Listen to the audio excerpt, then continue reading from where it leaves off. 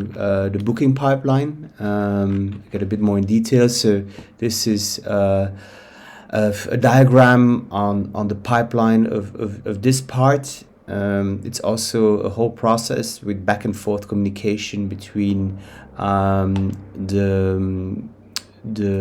main script, the booking tool, the calendar tool, the follow-up tool, and the email. And there's a lot of back and forth going on.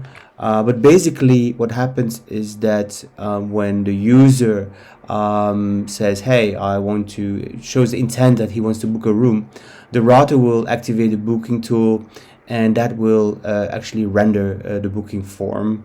And in the form, all the relevant information are being showed. The user put his information and submits. At the moment of submission, the SQL database is being checked. And if this booking, if there's no room available, it will show you, hey, there's no possibility to book that room. Try something different.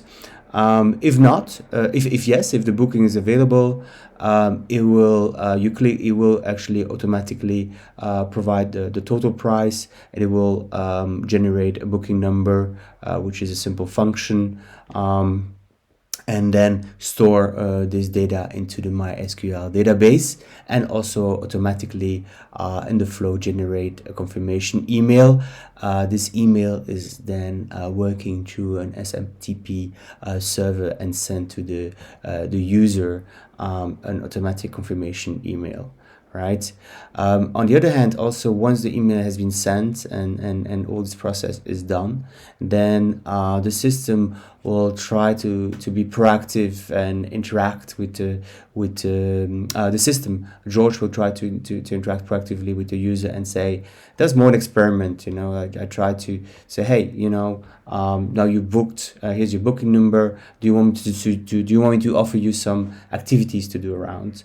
And that also is a whole process, complicated process to just do that, which actually is being triggered once the booking is done, and then of course, the system has to understand what the user wants, right? Does he really wants to know more about activities or not, or it's unclear? And based on the user's answer, he will then define whether or not to give information about activities, and that information of activity it will extract from the hotel fact text database, and then generate with LLM an answer. All right, and then it will reset actually that state. It's a state that gets checked with every rerun, and when a follow-up is needed, that state is activated. So it's awaiting some kind of reply, but once this reply is done, then it sets it back to false, implying that actually Streamlit is not awaiting any particular type of question or answer, right? If we have a look at the actual code, like I said, there's a lot of interplay between these main scripts. But like I said here, the booking tool is the one that is being triggered. Once this is being triggered, on the other hand, it will trigger this script, the calendar script, which is also a pretty long script. That does not really involve AI as such, but it's basically rendering the booking form, right? It's showing the booking form with all the required data from the user. It will ask in the form to give the phone number, etc. And it will also trigger to send an automatic email through this function, which will trigger this part, right? This function that will automatically send to SMPT an email to the user, and It will also, on the other hand, if you have a look here, like I said before, change the state of the system um, I also here I forgot to show you this part of the script, right? The way it's tried to, he also needs that, like I said in the pipeline, that it needs to connect with the SQL database.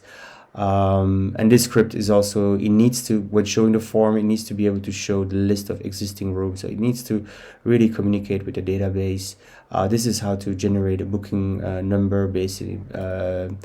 And then this is also, once you submit your form, it will insert the data into the database, which is also pretty whole process of codes that goes through this to make it happen, right?